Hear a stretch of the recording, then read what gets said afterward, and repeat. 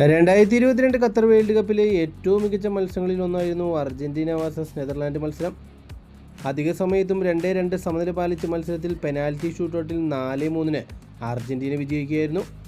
മത്സരത്തിൽ നിർണായക സാന്നിധ്യമായിരുന്നു അർജന്റീനയുടെ ഗോൾ കീപ്പറായ എമിലിയാനോ മാർട്ടിനസ്. ആ മത്സരത്തിൻ്റെ അവസാനം മത്സരം വിജയിച്ചതിന് ശേഷം അർജന്റീന താരങ്ങളെല്ലാം ആഘോഷിക്കുമ്പോൾ ലയണൽ മെസ്സി എന്ന ഇതിഹാസ താരം ഓടിയെടുത്തത് എമിലിയാനോ മാർട്ടിനസ് എന്ന ഗോൾ കീപ്പറുടെ അടുത്തേക്കായിരുന്നു. ഇപ്പോഴത്തെ അതിനെപ്പറ്റി എമിലിയാനോ മാർട്ടിനസിനോട് ഒരു ലേഖകൻ ചോദിച്ചപ്പോൾ അദ്ദേഹം അതിന് മറുപടി പറഞ്ഞത് ഇങ്ങനെയാണ്: ഞാൻ മത്സരത്തിൻ്റെ വിജയത്തിന് ശേഷം സന്തോഷം കൊണ്ട് ഗ്രൗണ്ടിൽ കമിഴ്ന്നു കിടക്കുകയായിരുന്നു.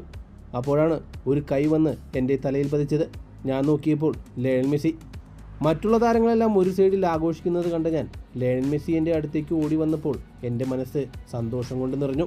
കാരണം അർജന്റീനയ്ക്ക് വേണ്ടി, ലയണൽ മെസ്സിക്ക് വേണ്ടി ഞാൻ എന്താണോ ചെയ്തതെന്ന് അതിൻ്റെ കൃത്യമായ വില എനിക്ക് മനസ്സിലായത് ലയണൽ മെസ്സി എൻ്റെ അടുത്തേക്ക് ഓടിയെടുത്തപ്പോഴായിരുന്നു.